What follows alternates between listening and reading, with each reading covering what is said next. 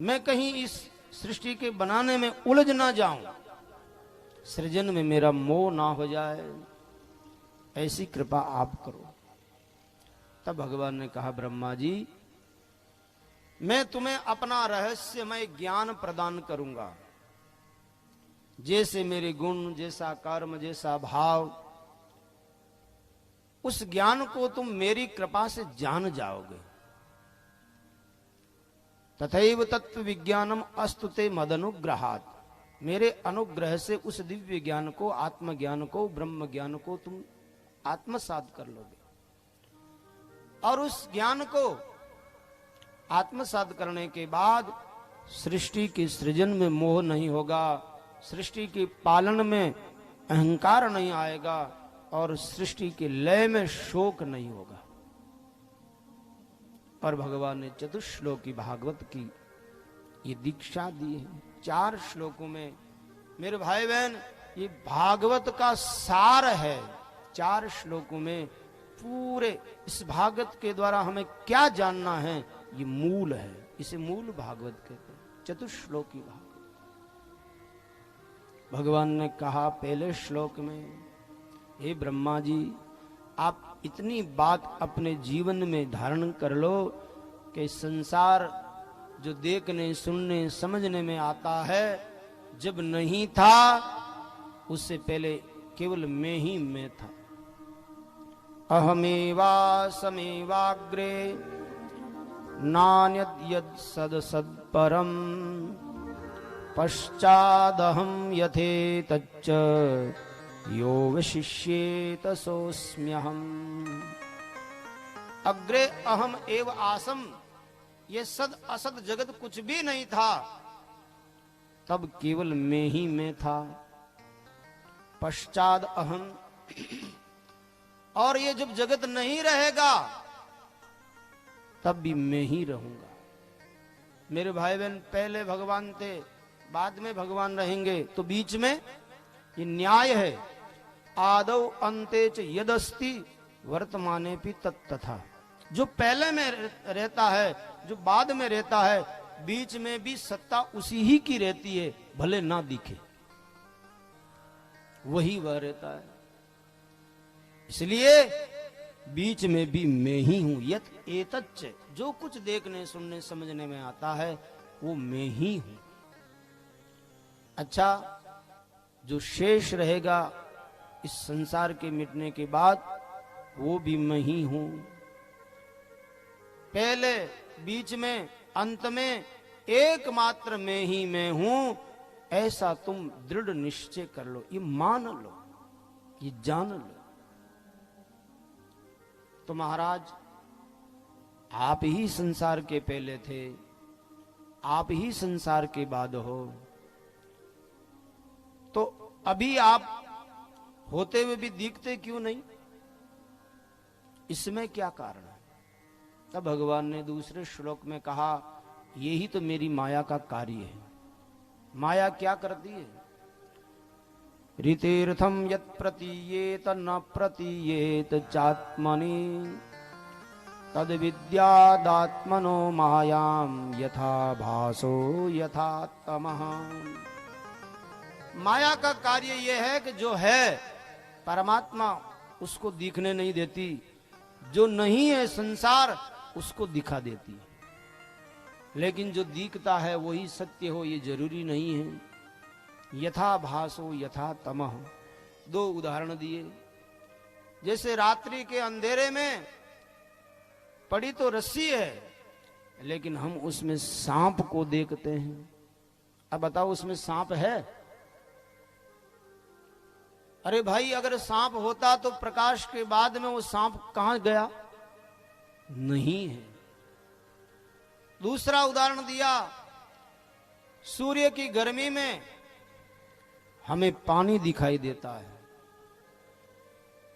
जिसको मृगजल कहते हैं, मरुमरीचिका कहते हैं।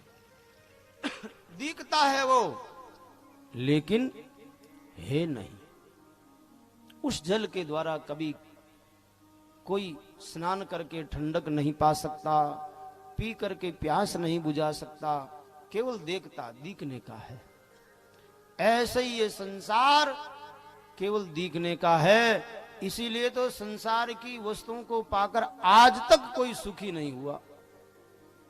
लोगों को ये लगता है अब की बार ये मिल जाएगा तो मैं सुखी हो जाऊंगा, अब की बार ये धंधा मेरा बढ़िया चल जाए तो सुखी हो जाऊंगा, अब की बार मेरे बेटे की नौकरी लग जाएगी फिर मैं सुखी हो जाऊंगा।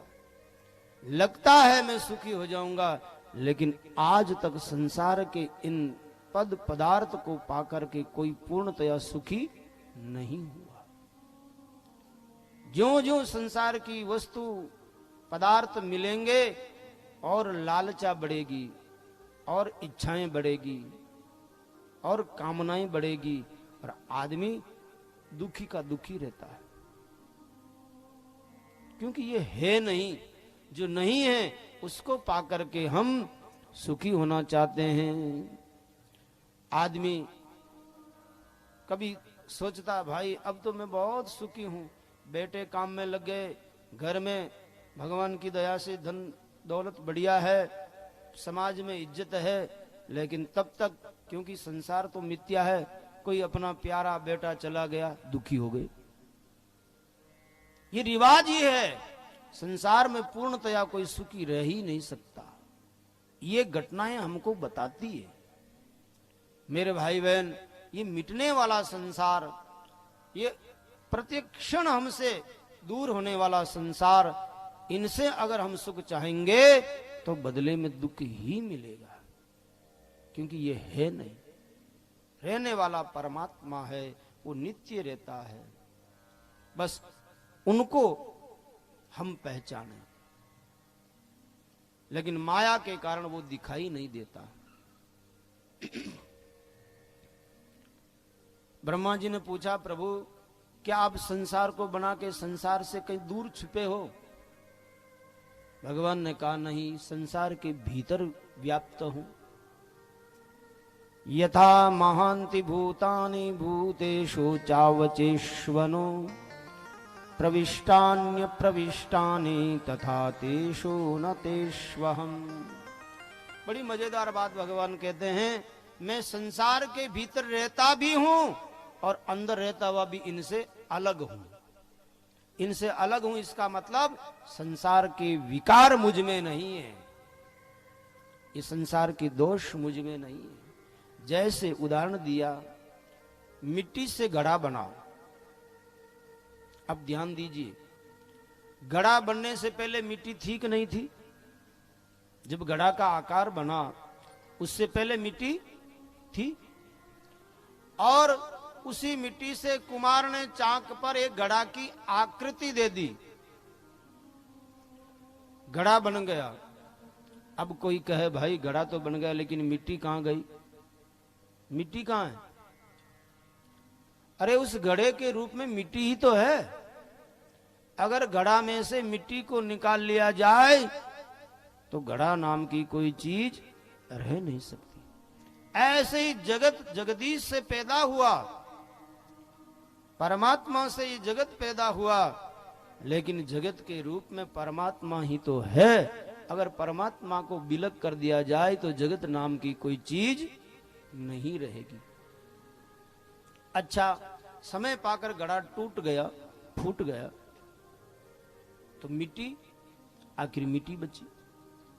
घड़े के पहले मिट्टी थी, घड़ा टूटने के बाद मिट्टी रहेगी, तो बीच में भी घड़ा ही घड़ा है।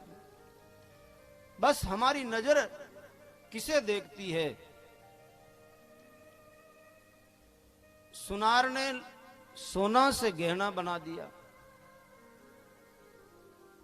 हमारे यहां संत लोग एक कहानी कहते हैं, एक बार एक गांव में अकाल पड़ गया तो सारे गांव महाराज खाने कमाने के लिए प्रदेश जाने लगे। तो उस गांव में एक मंदिर का पुजारी था। पुजारी ने सोचा अब क्या करें, सारे गांव के लोग तो प्रदेश चले गए, मैं क्या करूं? तो सोचा गांव के तो सब चली गए हैं, मंदिर में गणेश जी की एक सोने की मूर्ति है और गणेश जी के साथ चूहा रहता है, तो कौन देखता है? इस मूर्ति को बाजार में बेच दूं और अपना गुजारा चल जाएगा।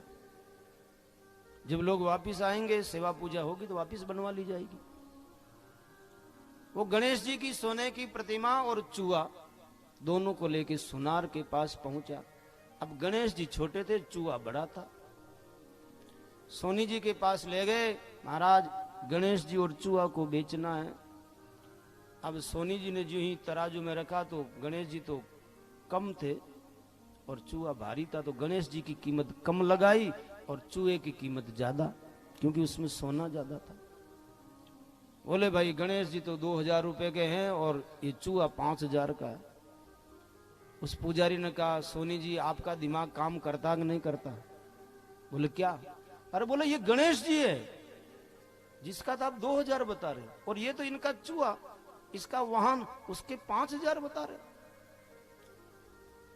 सोनी जी ने कहा, भाई तुम्हारी दृष्टि में गणेश जी और चूहा है, मैं गणेश जी की कीमत नहीं लगा रहा हूं, न चूहा की कीमत लगा रहा हूं, मेरी दृष्टि में तो सोना कितना है बस उसकी कीमत लगा रहा हूं, सोना देख रहा हूं मैं। ऐसे ही मेरे भाई बहन, ज्ञानी की दृष्टि इस अधिकरण पर रहती है। जगत का आधार कौन है, उस आधार को देखते हैं।